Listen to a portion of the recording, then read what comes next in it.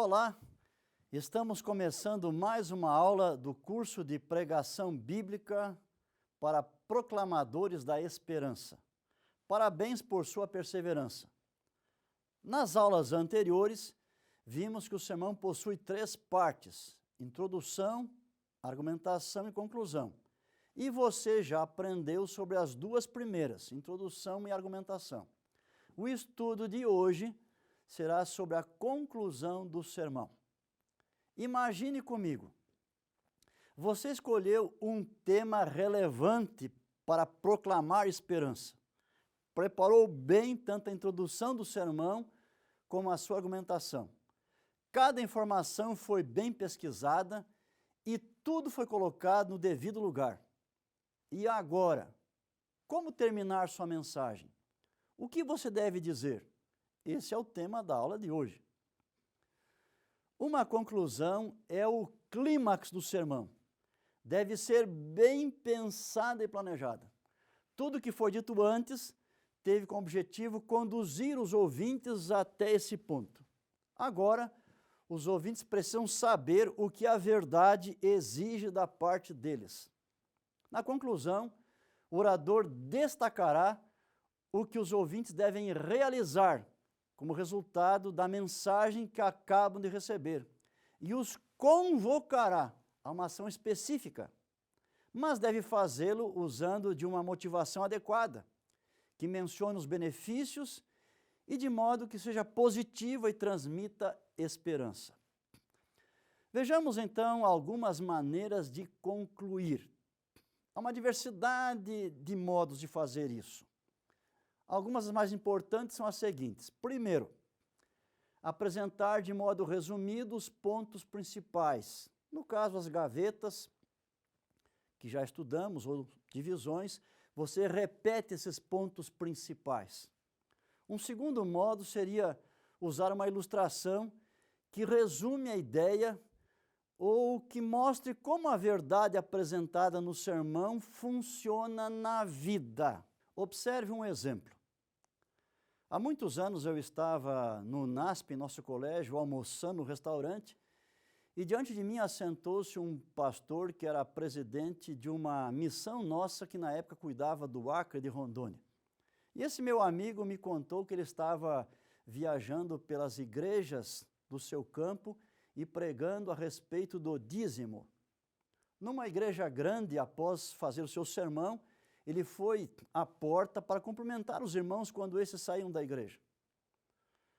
Um irmão se aproximou, segurou firme a mão do pastor e disse: pastor, o seu sermão tocou no meu coração. Eu sou fazendeiro, crio gado e eu tenho 160 vacas que eu não dizimei. Como faço para dar o dízimo dessas vacas? O pastor combinou então de visitá-lo na fazenda durante a semana, num certo dia e horário. E ele foi lá, como combinado, e aquelas vacas estavam dentro de um cercado de madeira, 160 vacas. Havia um corredor de madeira também, por onde elas poderiam sair uma por uma, e o pastor ficou com o fazendeiro junto ao corredor, e lá no cercado ficaram o filho do fazendeiro e os empregados. Combinaram assim: as vacas saem na ordem que elas quiserem, e cada vaca, número 10, que passar na frente do dono da fazenda e do pastor, o homem vai anotar o nome da vaca. Ele conhecia todas as vacas por nome, porque esse é o trabalho deles, para ele era uma coisa fácil. E ele disse: solta a bicharada aí, meu filho. E as vacas foram saindo, 1, 2, 8, 9, 10, anotou a primeira vaca 10. E anotou depois a segunda, a terceira, mas lá pelas tantas, ele olhou e desconfiou que a vaca mais feia, mais magricela, ia entrar com vaca do dízimo. E ele gritou para o filho: espanta essa vaca, não deixa ela entrar aqui agora não. E quando o filho foi espantar aquela vaca,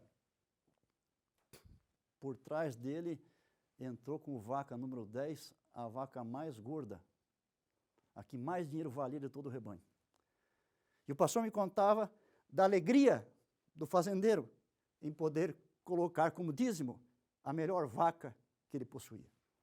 Veja, se você pregasse sobre o dízimo numa igreja e usasse essa ilustração no final como conclusão, certamente que seria uma boa conclusão para motivar pessoas a fazerem a mesma coisa, serem fiéis a Deus.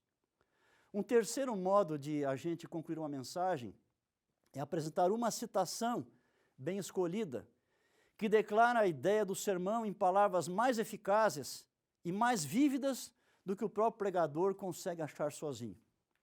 É bom que ela seja curta e que o pregador a saiba de cor.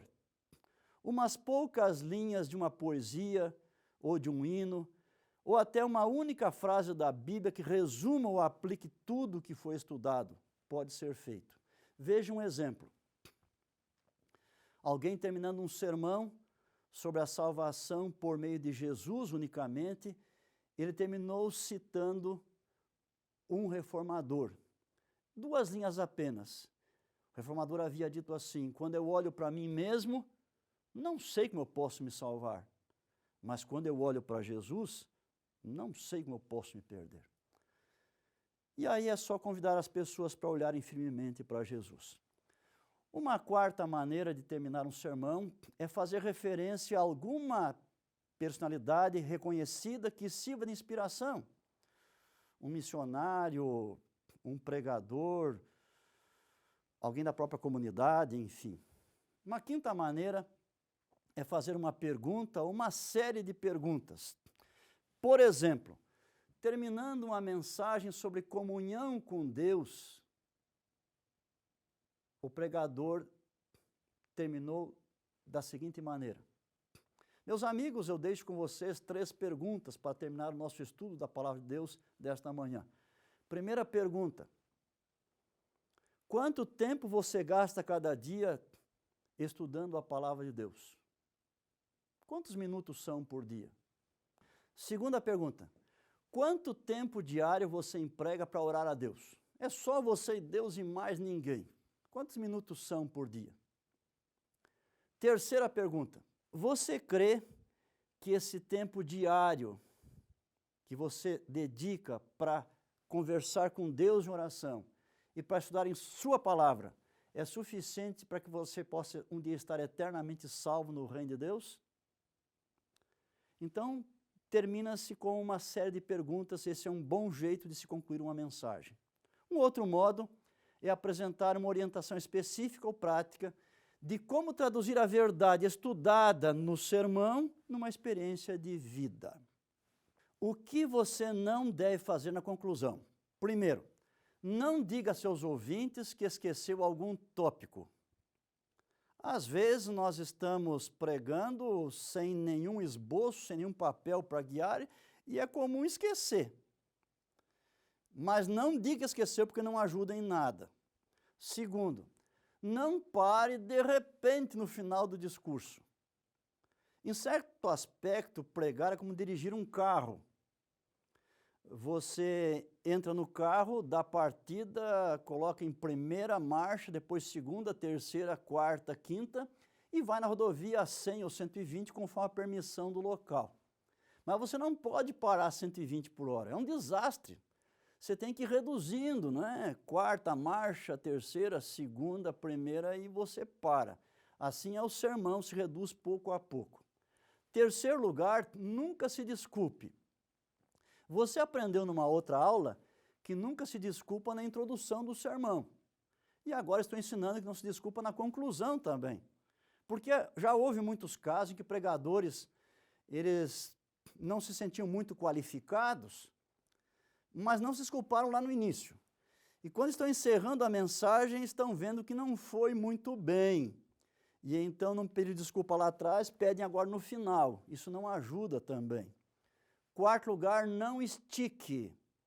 Veja, a conclusão ela é curta. A conclusão vai ocupar apenas de 5 a 10% do tempo total de um sermão. Conclusão não é outro sermão. Você deve ir diretamente ao ponto. É interessante que a gente pode usar a ilustração de um avião.